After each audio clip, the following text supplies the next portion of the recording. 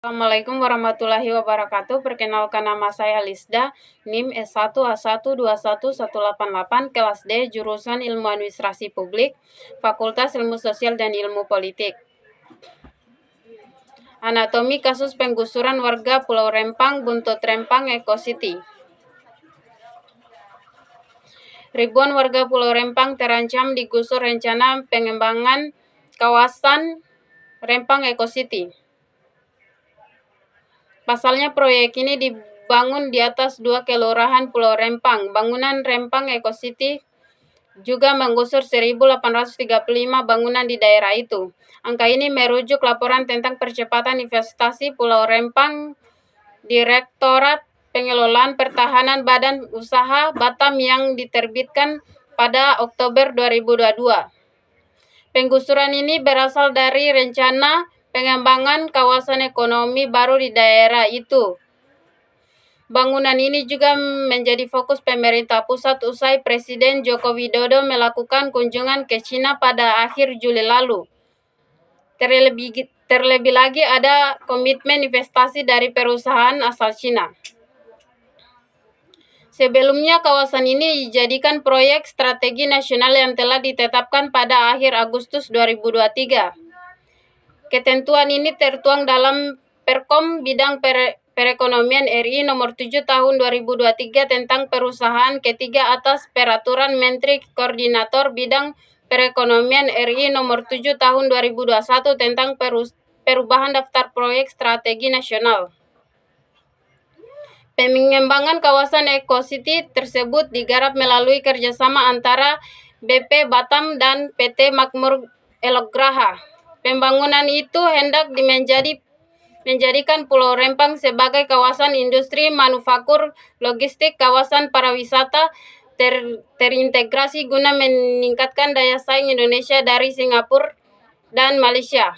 Disebutkan juga pembangunan Eko City dilakukan di atas lahan luas 17.000 hektar. Proyek ini ditargetkan akan menarik investasi hingga 380 triliun pada 2080. Kendati demikian, pembangunan Pulau Rempang tidak berjalan mulus. Ribuan warga Pulau Rempang yang berasal dari 16 kampung tua menolak relokasi. Pasalnya, kampung mereka memiliki nilai sejarah tradisional dan budaya adat Melayu jauh sebelum Indonesia merdeka.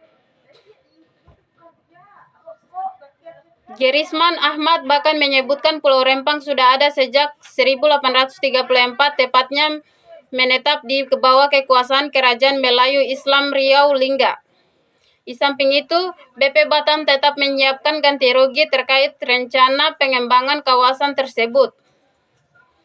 Kompensasi yang ditujukan untuk penduduk Rempang yang mencapai 10.000 itu berupa hunian baru di dapur 3 si jantung, serta biaya hidup akan ditanggung setiap bulannya. Baik dari hasil analisis saya tentang isu relokasi, anatomi kasus penggusuran warga Pulau Rempang, Buntut Rempang, Eko City, saya akan membantah proyek ini karena akan memberikan dampak buruk terhadap masyarakat Rempang, di mana diketahui juga Pulau Rempang memiliki sejarah adat Melayu sejak tahun 1834. Jika direlokasi tersebut terjadi, maka masyarakat Rempang akan kehilangan lahan rumah dan sumber perekonomian mereka. Diketahui juga Pulau Rempang memiliki sejarah adat Melayu sejak tahun 1834, dan jika relokasi tersebut terjadi, maka masyarakat Rempang akan kehilangan rumah, lahan, dan sumber perekonomian mereka. Diketahui pula pemerintah bekerja sama dengan China, yang jelas perekonomian masyarakat tidak akan diperhatikan. Di sisi lain, walaupun pemerintah memberikan bantuan berupa rumah dan lahan terhadap masyarakat Rempang, tetapi pemerintah tidak memberikan ganti rugi terhadap sektor perekonomian untuk kedepannya. Jika hanya mengandalkan bantuan uang dari pemerintah sebesar 1 juta per bulan, tidak akan mencukupi kebutuhan di setiap satu kepala keluarga. Belum lagi masyarakat memiliki kebutuhan untuk sekolah dan dan tanggungan lainnya.